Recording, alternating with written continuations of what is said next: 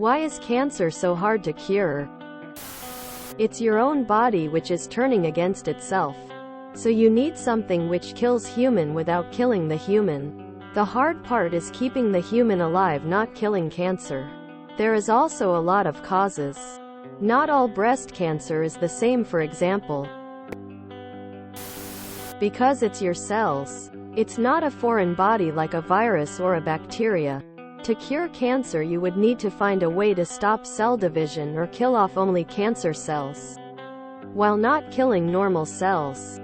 It's like trying to kill only one guy on a bus in India with a grenade. It doesn't affect everyone equally, and multiple factors influence how it will behave, spread, its severity, etc. It's also very difficult to kill cancer without destroying a person's body. Cancer is basically a copying mistake in a book millions of pages long.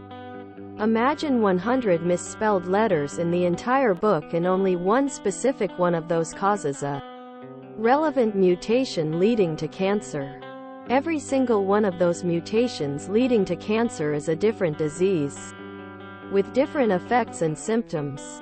So there is no one cancer, and the different treatments have to work for a lot of different related ones. Another problem is that to stop cancer, you have to stop uncontrollable growth and cell division of immortal cells without killing the normal cells that are almost identical. Killing cancer cells is easy. Killing cancer cells without harming healthy cells is the difficult part. I am an R&D scientist at a pharma company that develops oncology drugs. Here are 3 reasons, but there are more. 1. What people call cancer is hundreds of distinct diseases. Each of those could have a handful of underlying mechanisms, whereas other diseases like AIDS and tuberculosis have a single cause. HIV infection, Mycobacterium tuberculosis infection. Cancer has hundreds or thousands, depending on whether you count different mutations within the same protein as different causes of causes. 2. Cancer is you. Every protein we target in oncology drug development is a protein you make. So in many cases we can't just inhibit that protein. We need to inhibit the mutated form of that protein without inhibiting the non-mutant. Otherwise, we're interfering with normal healthy cell processes in your body, which could kill you. Sticking with a previous example, HIV encodes 3 enzymes that are completely different than any human protein. So drugs can be designed that have very little effect on normal cell processes. 3. Figuring out what mutation is driving the cancer is hard. In other words, what mutation in the tumor, if it were not there, would make the tumor go away? All we really know is what mutations are there. But there are very few cancers for which we know what mutations are actually necessary for the cancer to exist. To cure cancer, we don't need a single breakthrough discovery. We need hundreds of breakthroughs, a breakthrough in every cancer type. Cancer isn't one disease like smallpox. It can't be treated like a conventional disease because it's your own cells turning against you. It has many forms and causes, and each one needs its own approach to treatment. There's not one cancer disease but multiple very different cancers caused by many different factors. Cancer is just a way to say that some of your cells have gone crazy by anechoically multiplying, but there is thousands of reasons, if not more, on why it is doing so. It's currently impossible to even imagine a cure that'll work for cancer as a general concept, because it encompasses many types of cancer, and a general cure-all would have to somehow fit itself into every individual case of cancer. Since all humans are genetically unique, so each case of cancer is too.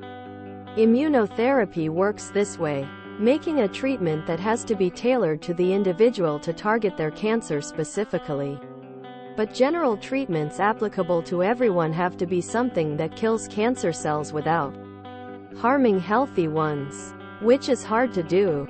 The best way we have to do that at the moment is chemotherapy and radiotherapy. And we have taken great strides in making those more precise. But they're still basically just killing the person in the hopes that the cancer dies faster. And even those don't work on some really aggressive cancers like glioblastoma brain tumors or sarcomatoid carcinoma. I think medical science may pursue the route of immunotherapy since that's probably better. Has kept people with stage 4 cancer alive for 20+ years. And eventually we will get to the point where our treatments will improve to the point chemo will be looked back on as barbaric. But right now it's just a difficult thing to work out when everyone's cancer is genetically different. It's also partially about what we consider a cure. There are lots of types of cancer which, if caught early enough, have some pretty high treatment rates. But people tend to only consider 100% cure rate a cure. Whereas I'd argue that we partially have cured cancer as, I reckon, at least half of cancer patients survive, at least in countries with good health care. Cancer isn't one thing. It is any time a cell in your body decides to not die when it is supposed to. For any reason. Was that because of genetic damage? Chemical damage? A virus? Radiation? Cancer isn't a disease, it is a category of diseases. Of all sorts of different causes. Effects, progressions, treatments. If one cancer attacks the inner lining of the abdomen and is caused by exposure to asbestos, and another cancer attacks the outer layer of the skin and is caused by ultraviolet light, and a third cancer attacks mammary gland tissue and is caused by no particular cause except maybe estrogen causing cells that should produce milk to instead replicate uncontrollably. Are those even the same disease? There is a cancer for every type of cell in your body. So we can safely say that there are at least 200 cancers. With each cancer, the genetic mutation causing the cancer is different even for the same types of cancer. From one cancer, multiple cancerous cell lines can evolve. This is where radiation-resistant cancer comes from. Because mutation in cellular structure and genes can be countless, there will never be one treatment for everyone's cancer. It's better to identify carcinogens and limit exposure to them because the best treatment is prevention. Some cancers can be caused by viruses and viral particles, which is where the cancer vaccines come into play. Cancer is when a section of cells mutates enough that it starts to act like an independent organism and feed off of you to stay alive. So in order to beat it, you need to kill the cells very similar to yours without actually killing your own cells. And do so in a manner that's quick enough to not allow them to mutate well enough for your method of attack to no longer be viable, while also making sure you keep up with any adaptations it does manage to pull off. On top of that, cancer mutates into existence differently every time it pops up, so that adds a whole other level of difficulty on top of it.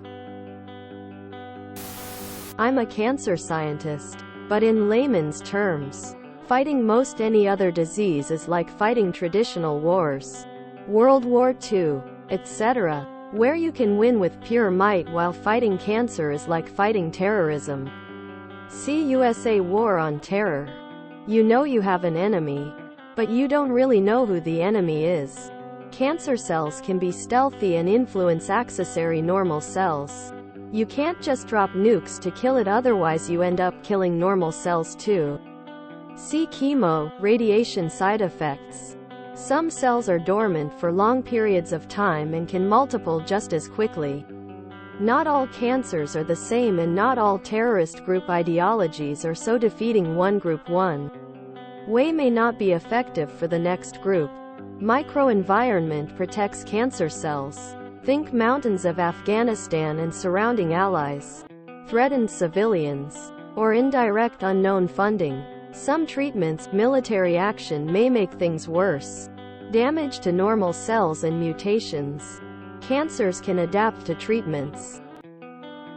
Like ideologies, tumor can metastasize to various organs, even protected organs. Think past blood-brain barrier. Lots of analogies. Can go on a bit, but hope you get the point.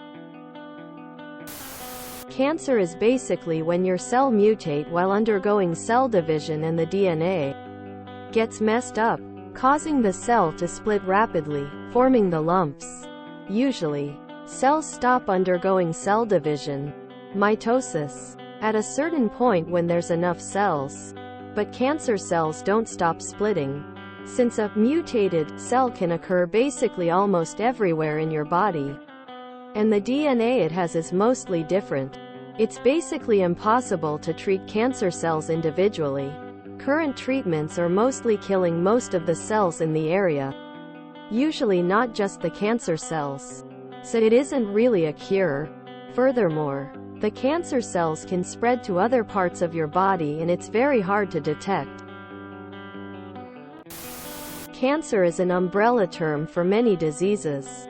Lymphoma and leukemia are very different to pancreatic cancer or ovarian cancer. It's why a bone marrow transplant is not used to treat ovarian cancer.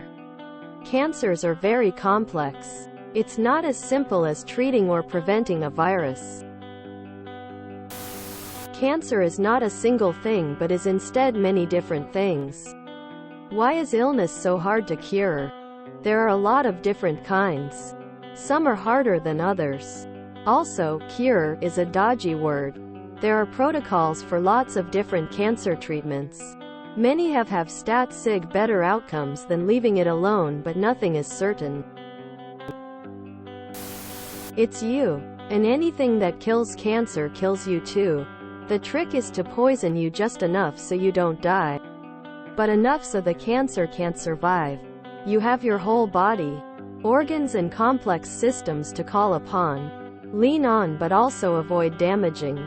But all the cancer needs is get nutrients and grow. Hopefully the cancer dies before you do. They can hopefully cut a bunch of it out to give you a chance, head start.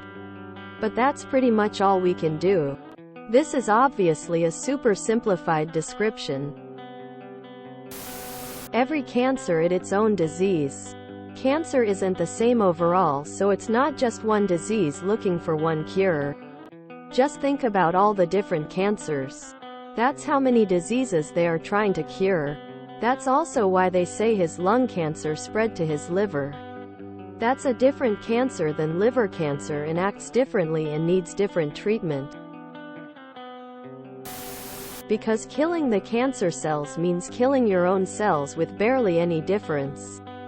One of the main ways to treat cancer is killing cells that divide rapidly like cancer cells. The issue with that is there's also cells in your body that divide rapidly like the lining of your intestines, hair follicles, etc. Hence people on chemo lose their hair, have digestive issues, become very immunocompromised. Imagine you're at a family reunion and you know everyone there well. Then a shape-shifting aliens that can multiple extremely fast comes in and you have to kill it. They all look like your family members but you have to start shooting before they take over. But the only hint you have that it's the alien and not your family is maybe they have the wrong eye color, a mole on their hand that the original doesn't have, smile that's off, etc. You'll end up taking out a lot of your family members on top of the aliens. Because cancer is unique to you.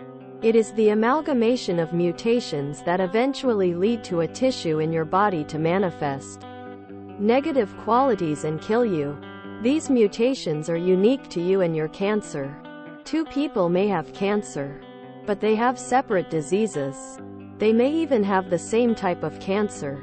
And yet their treatments may have separate levels of efficacy based on the specific genetic makeup of their cancer. So we can't cure cancer, but we can get real good at treating very specific combinations of disease. In breast cancer, for example, We have done a statistical analysis and determined that a certain percentage of breast cancers have a specific mutation in them, while another percentage of breast cancers will not have that specific mutation. The ones that do have that mutation have shown higher efficacy when treated with a specific drug, but those without do not show as much promising results with the same drug. You see, we have to identify your cancer, figure out its genetic mutations, then tailor a very specific drug treatment based on the mechanism in your cells that are failing or going haywire. It's unique to you. Its efficacy is unique to what's wrong in your body. Unfortunately, we just haven't found a perfect drug to fix all the different problems. You kinda just get luckier. Not with your cancer. Either it's something that our current armory of drugs are good at fixing, or it's mutations that show high resistance to modern drugs and we need to still work on developing new ones to beat it. And then we have to discuss the timeline of it all. When was your cancer discovered? Where is it originally manifesting? Has it metastasized? If your cancer has metastasized, broken off from its original spot and spread to other parts of your body, then we have to beat a series of separate cancers in different locations, each having a deleterious effect on your body. The sooner we find your cancer, the less inherent mutations it will have, the less damage it will have done. If your cancer breaks off and forms a separate tumor somewhere else, that tumor will share historical mutations with the original tumor, but will continue to develop new mutations that will separate it from the original tumor. The tumors will diverge in genetic makeup, similar to how species diverge but share ancestral traits. Just a crude analogy. Thus, it might form a mutation that helps it resist the treatment that would defeat the original tumor, and vice versa. So treatment gets more complex, and survival rate goes down. If you enjoyed this video, please check out our playlists full of similar content. Epicaricast is like doom scrolling for your ears. Please like, share, and subscribe.